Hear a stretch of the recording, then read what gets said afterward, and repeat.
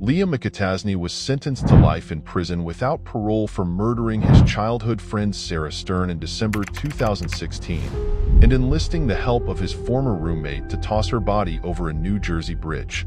Sarah Elizabeth Stern was born on March 24, 1997 in the small town of Neptune City in Monmouth County, New Jersey.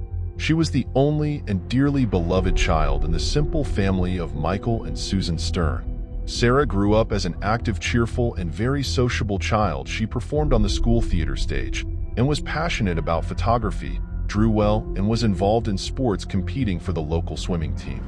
She dreamed of becoming an artist or designer and was preparing to apply to local specialized college when a terrible tragedy struck her family in the autumn of 2013.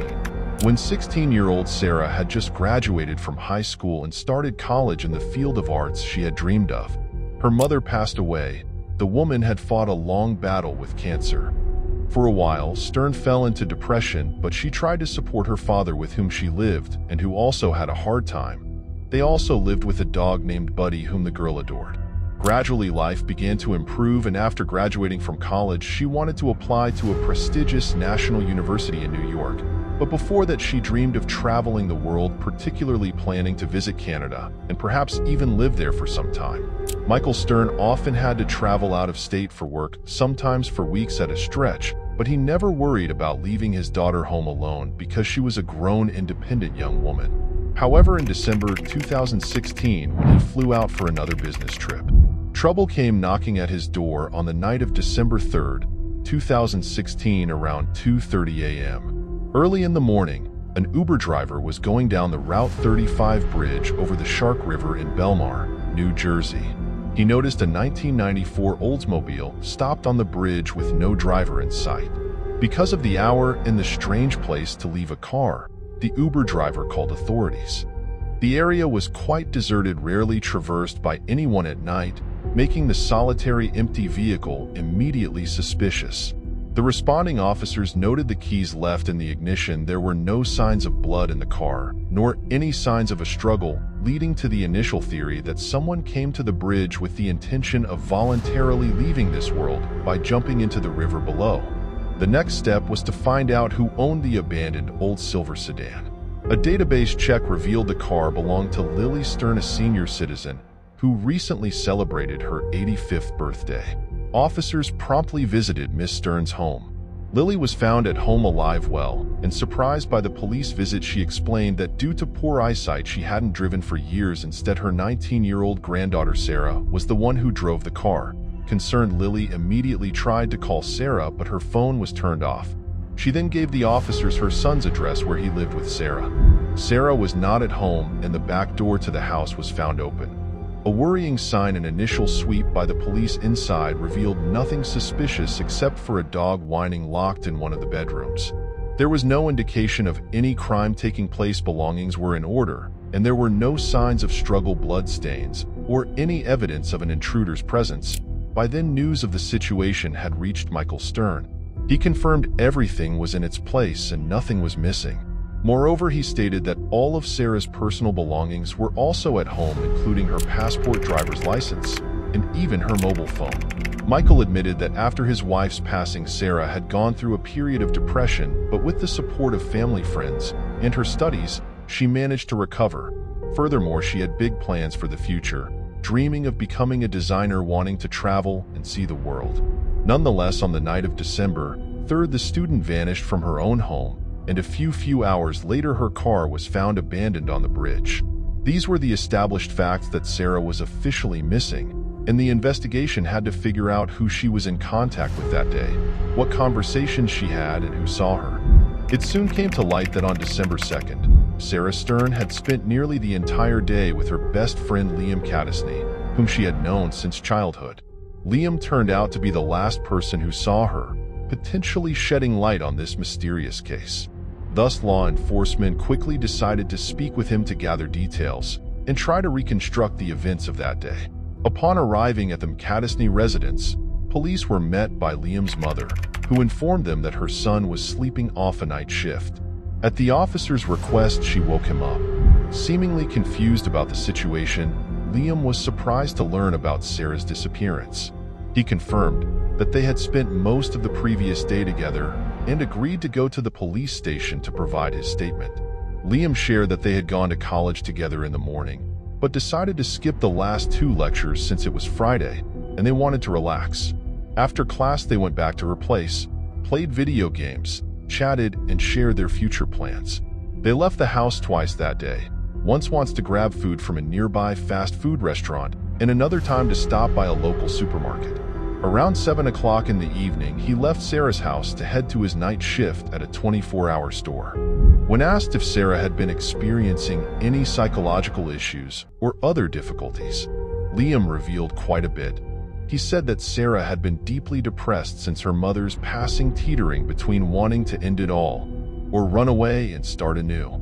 He also communicating with her father, struggling to find common ground. Liam didn't dismiss the possibility that Sarah might have taken her own life, but noted that shortly before disappearing, she had seriously considered moving to Canada and had even exchanged some money. Another close friend and former classmate of Stern's, Preston Taylor, who had been her date to the high school prom and kept in touch after graduation, also gave a statement.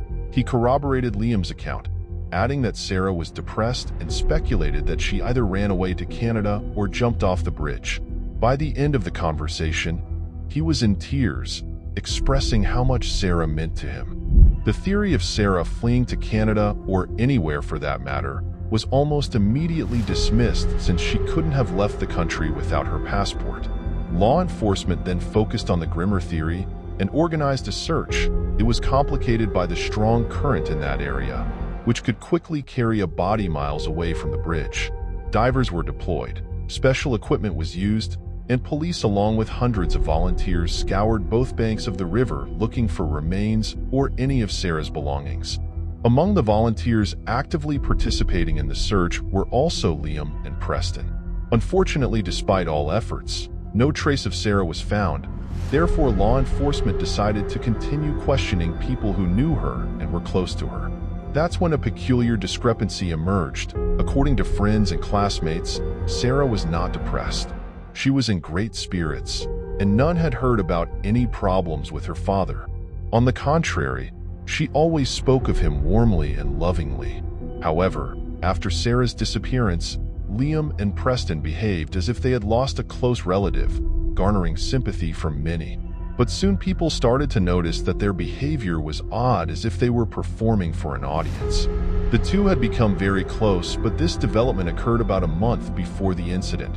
Therefore, the police decided to take a closer look at the friends and re-interview them. When Liam was brought back to the station for further questioning, he appeared deeply distressed. The investigator inquired once more about his relationship with Sarah and Preston. Liam shared that the 3 of them grew up on the same street, attended the same school, and were closely knit, sharing their deepest secrets and dreams. Preston even took Sarah to the prom, but there were no romantic feelings between them. Liam mentioned that he and Sarah were not just friends, he considered her his sister. They even listed each other as siblings on their social media profiles. Sarah had no secrets from him, and she had told him that her mother had left her a significant amount of cash, most of which was kept in a safety deposit box. Allegedly, Sarah didn't trust her father, who also claimed a right to the funds. So she stored the money in the bank, but planned to retrieve it soon to run away to Canada. When this story was relayed to Michael Stern, he was quite surprised and offered his version of events.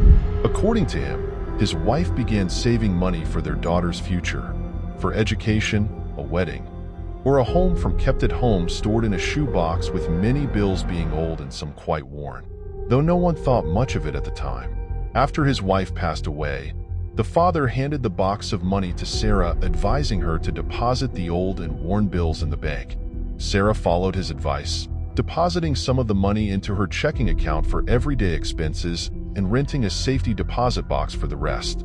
She decided to use it to pay for university after Michael sternly denied having any claim to the money for his own purposes.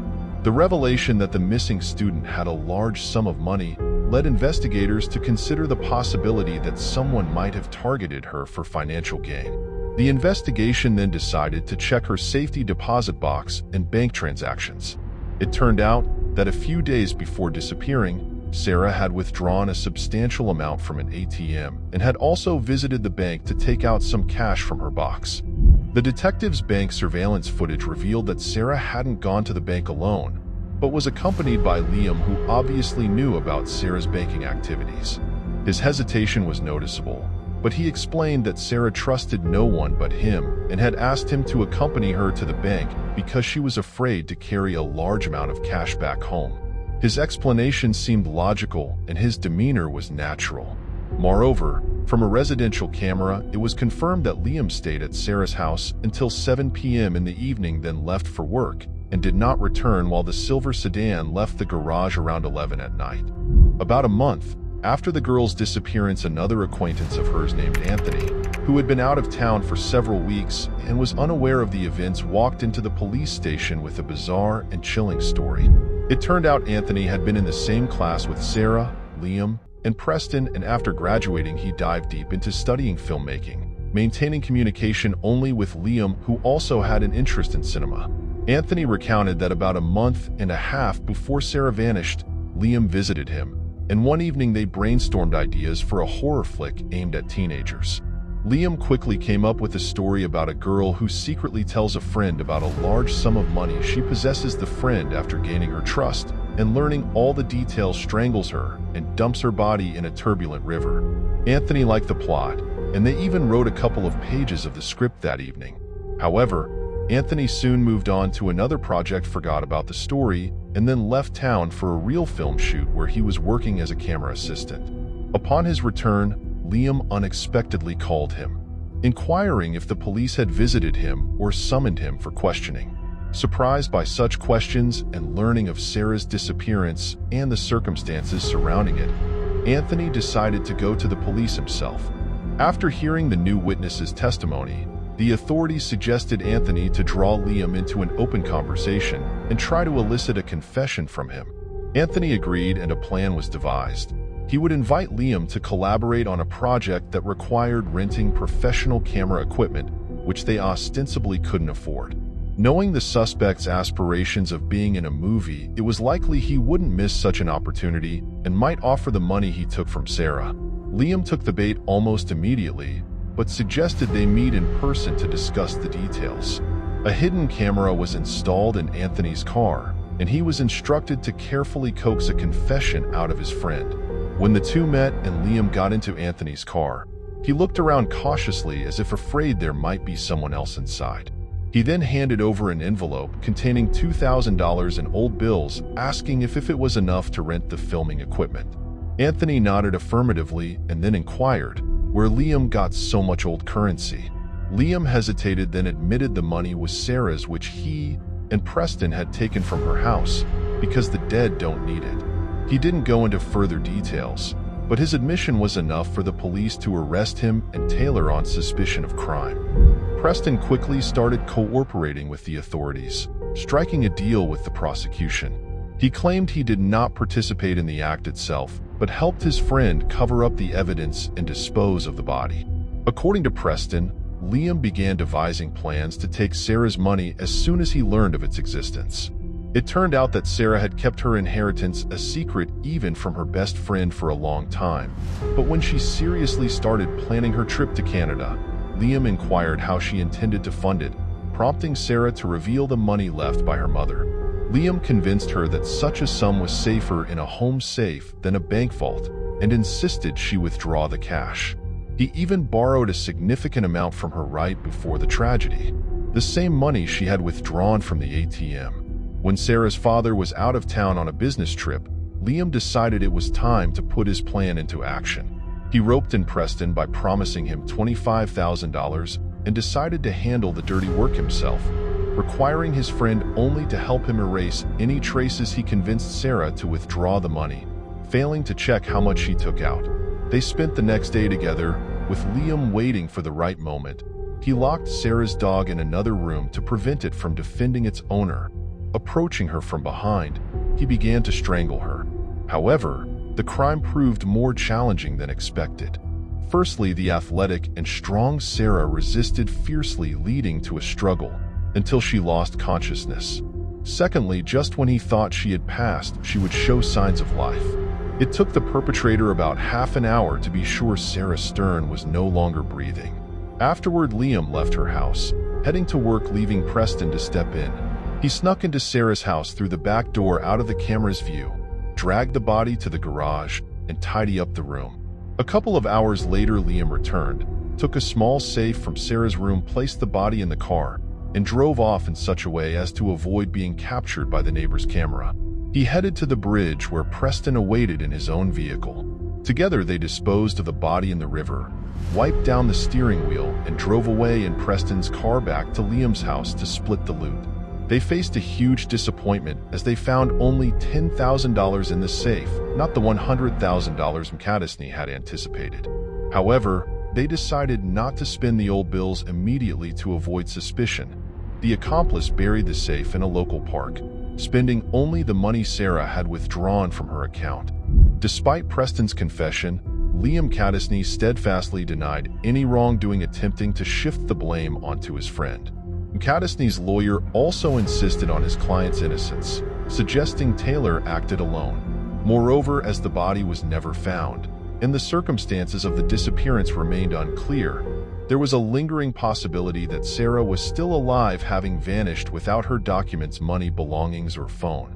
A search of Liam's house turned up nothing except a small key fitting the buried safe identified by Preston. The trial lasted over 2 years. Liam's was sentenced to life imprisonment without the possibility of parole. His accomplice, who did not directly participate in the ACT, received an 18-year sentence for obstruction of justice and is eligible for parole no sooner than 15 years into his sentence. The body of college student Sarah Stern remains undiscovered to this day.